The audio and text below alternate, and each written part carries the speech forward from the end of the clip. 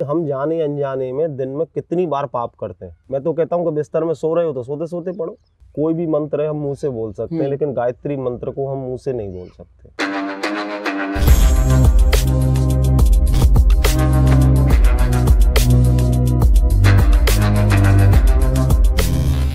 सो hey guys, आज की podcast में जो हमारे साथ हमारे मेहमान हैं वो हैं भागवताचार्य पंडित पवन कृष्ण गौतम जी, जिन्होंने बहुत ही छोटी उम्र में, जिस उम्र में शायद लोग नशेबाजी में पड़ जाते हैं और भी चीज़ें करते हैं, उन्होंने धर्म की राह को चुना। और यही नहीं, वो लोगों को भी इसके बारे में बताते हैं। तो पंडित जी, सबसे पहले तो बहुत बहुत स्वागत है आपका। राधे राधे। सबसे पहली चीज़ है वो ये कि इतनी छोटी उम्र में आपका रुझान कैसे जो है धर्म के प्रति और भगवान के प्रति हुआ? शुरू से परिवार का माहौल एक ऐसा था जो धर्म और अपने संस्कारों से, संस्कृति से पहले से ही परिवार जुड़ा हुआ है। हमारे बाबा परम विद्वान थे, गौलोकवासी श्री बाबूलाल गौतम जी। हमारे पिताजी पंडित श्री जगदीश प्रसाद गौतम जी पूरे क्षेत्र में ज्योतिष के मर्मज्ञ थे और शुरू से ही धार्मिक और सांस्कृतिक माहौल में ही हमारा जन्म हुआ और उसी में पले। तो शुरू से ही धर्म के प्रति रुझान था और शुरू से ही इच्छा थी कि धर्म के लिए ही और इस प्रकार ही, इस लाइन में ही हमें आगे बढ़ना है, इसी लाइन में हमको कार्य करना है। और धर्म से जुड़ते जुड़ते धीरे धीरे समझ में आया, संतों की, गुरुओं की बहुत कृपा रही और आज भगवान की कृपा से कथाओं के आयोजन चल रहे हैं। कथाओं के द्वारा बहुत लोग हमसे जुड़ रहे हैं। आप कथा करते हैं जैसे, तो मतलब मुझे इस चीज़ के बारे में ज़्यादा नहीं पता, इसलिए पूछ रहा हूँ। तो कोई कोर्स या ट्रैक होता है कि जिसको करने के बाद एक जो है वो कथावाचक बनते हैं, या फिर ये कोई भी शुरू कर सकता है? नहीं, इसका एक पहले जैसे कोर्स हम कह सकते हैं उसे, एक उसकी व्यवस्था है, एक शिक्षा की व्यवस्था है पूरी। जैसे विद्यालय है हमारे मथुरा वृंदावन में, काफ़ी विद्यालय हैं जो संस्कृत गुरुकुल हैं, विद्यालय हैं जो अपने कर्मकांड के विषय में, शास्त्र के विषय में पूरी विद्या अर्जन करने के बाद में ही एक व्यक्ति कथा प्रवक्ता या कर्मकांड मर्मज्ञ या धर्म के प्रति जितने भी आयोजन हैं उन सबको करने की क्षमता विद्या के द्वारा ही, गुरुकुल के द्वारा ही, गुरु कृपा से ही प्राप्त होती है। प्रभु जी, कई लोगों को जो है, मैंने देखा है, कन्फ्यूजन रहता है कि श्रीमद् भगवत गीता क्या है और श्रीमद् भागवत महापुराण क्या है। तो इनमें अगर आप थोड़ा हमारे ऑडियंस के लिए अंतर स्पष्ट कर दें। कई बार हमारे सामने भी ये विषय आता है और पहले भी एक बार इस विषय में थोड़ी सी चर्चा हुई थी। एक वीडियो भी बनाया था हमने इसके विषय में कि बहुत सी बार हम जब भागवत कथा करते हैं, भागवत कथा पूरी होने के बाद में बहुत लोग जुड़ते हैं, तो काफ़ी लोग कहते हैं कि गुरुजी वहाँ आपने जो भगवत गीता का पाठ किया, भगवत गीता सुनाई, बड़ा आनंद मिला लोगों को।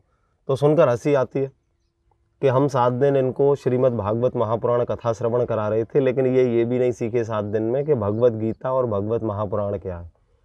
जो श्रीमद् भगवत गीता है वो आज इस्कॉन ने इतना प्रचार किया है श्रीमद् भगवत गीता का, और पूरे देश विदेशों में इसका प्रचार हो चुका है। जो महाभारत के समय कुरुक्षेत्र में भगवान श्री कृष्ण ने अर्जुन को पूरे 18 अध्याय में 700 श्लोकों में जो श्रीमद् भगवत गीता का वर्णन किया था वो है गीता। और श्रीमद् भागवत महापुराण जो कि हम कथा वाचन कर रहे हैं, भागवत महापुराण का, आज पूरे देश विदेश में भागवत कथाएं हो रही हैं। श्रीमद् भागवत जो कि नारायण ने ब्रह्मा को, ब्रह्मा जी ने अपने पुत्र नारद जी को, और नारद जी ने श्री वेदव्यास जी को, और वेदव्यास जी ने वो 4 श्लोकों के आधार पर पूरे 18,000 श्लोक बनाए। 18,000।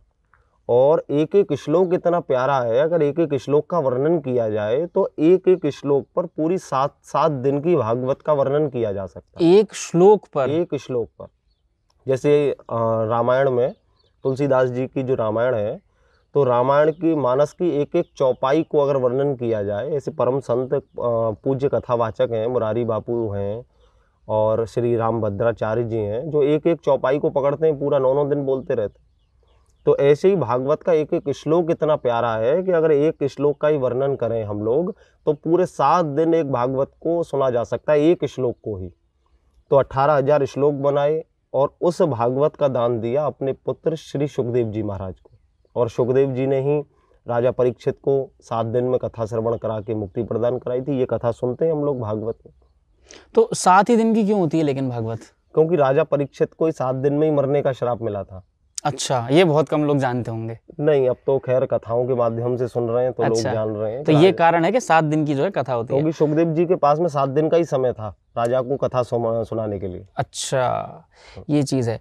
अच्छा, आजकल एक चीज़ और देखी जाती है कि जैसे पूज्य जया किशोरी जी हैं और चित्रलेखा जी भी हैं, तो महिला जो हैं ये भी उस आसन पे बैठ के कथा का श्रवण करवाती हैं। तो एक कई लोगों का ये आता है कि महिलाओं को नहीं कराने चाहिए, कई कहते हैं कि नहीं, महिलाएं भी पुरुषों के बराबर हैं। तो क्या असल वो है कि कराना चाहिए या ये सिर्फ एक अवधारणा है? वैसे इस बारे में बोलना नहीं चाहिए क्योंकि बहुत विवाद हो जाएगा इस बात से। जो सच है वो सामने आना चाहिए। सही नियम से तो कई बार कई विद्वानों ने भी सिद्ध किया है कि महिलाओं को व्यासपीठ पर बैठकर कथा प्रवचन नहीं करना चाहिए। प्रवचन एक अलग चीज़ है, सत्संग अलग चीज़ है, लेकिन व्यासपीठ पर बैठकर कथा करना ये महिलाओं के लिए नहीं है। क्योंकि कथाओं की व्यस्तता इतनी है, हम लोगों को भी 3-3 महीने 4-4 महीने तक कथाएं बुक हो जाती हैं और हम तो कुछ भी नहीं है। इनकी हमसे ज़्यादा तो इनकी 1-1 साल 2-2 साल की कथाएं बुक हो जाती हैं। महिलाओं की जितनी भी कथाएं कर रही हैं तो इनकी तो 1-1 2-2 साल की कथाएं बुक हो जाती हैं। तो जो हमारी माताओं का जो समय है, एक जो मासिक धर्म है, तो उस समय कथाओं को क्या ये माताएं छोड़ देंगी, उस समय कथा नहीं करेंगी? तो इस दृष्टि से देखते हैं कि कथा करने के लिए आप नीचे बैठकर कथा सुनाओ, लोगों को सत्संग करो, कीर्तन करो, जप करो, प्रवचन करो, लेकिन व्यासपीठ पर बैठकर कथा करने का अधिकार माताओं को, बहनों को नहीं है। और जो उनसे कथा श्रवण भी कर रहे हैं, जो उनसे कथा करा रहे हैं, कथा श्रवण भी कर रहे हैं, उनको भी कथा श्रवणार्थ फल की प्राप्ति नहीं होगी। ये कई बार विद्वानों ने सिद्ध भी किया है और ये हम बोल रहे हैं तो हो सकता है बहुत लोग विरोध भी करेंगे इस चीज़ का, लेकिन सत्यता यही है, कई बार विद्वानों ने सिद्ध किया है इस बात। मतलब सच नहीं बदलेगा, अब आप उसको अपनी तरफ से कुछ भी समझ सकते हैं। आजकल की जनरेशन में क्या है प्रभु जी के लोग पूजा पाठ बहुत कम कर रहे हैं, है ना। जैसे माता पिता को घर में देखते हैं तो वो पूजा पाठ करते हैं, सुबह धूप दिया बत्ती लगाते हैं, सूर्य भगवान को जल चढ़ाते हैं, सारी चीज़ करते हैं। और क्योंकि हमारी ऑडियंस ज़्यादातर यंग ऑडियंस है, तो इसका महत्व क्या है, क्यों डेली पूजा करना चाहिए, अगर आप ये थोड़ा सा बता सकें। आज अगर हम देखें तो सबसे ज़्यादा युवा पीढ़ी, जैसे आज चारों तरफ सुन रहे हैं, युवा पीढ़ी गलत मार्ग पर जा रही है, पर हम तो ये कहते हैं युवा पीढ़ी आज सबसे ज़्यादा धर्म के मार्ग पर भी आ रही है। आज कथाओं में देखो, आयोजनों में भजन कीर्तन, खाटू श्याम जी के कितने कीर्तन हो रहे हैं, युवा पीढ़ी सबसे आगे। तो ऐसा नहीं है कि बुरे काम में ही युवा पीढ़ी सबसे आगे, आज धर्म के मार्ग पर भी वृद्धों से ज़्यादा युवा पीढ़ी आगे। जितने भी बड़े आयोजन हो रहे हैं सब युवा पीढ़ी करा रही है। अब हम इतने आयोजन कर रहे हैं, जो संस्थाएं आयोजन करा रही हैं, जो कमेटी बना रखी है लोगों ने, सब युवा हैं उनमें, और बड़े बड़े आयोजन करा रहे हैं, राम कथा, भागवत कथा, खाटू श्याम जी के कीर्तन, तो ये युवा पीढ़ी करा रही है। लेकिन सबसे पहले जो पूजा करने के लिए ज़्यादा और कम पूजा करने का कोई महत्व नहीं है। पूजा मीन्स पूजा।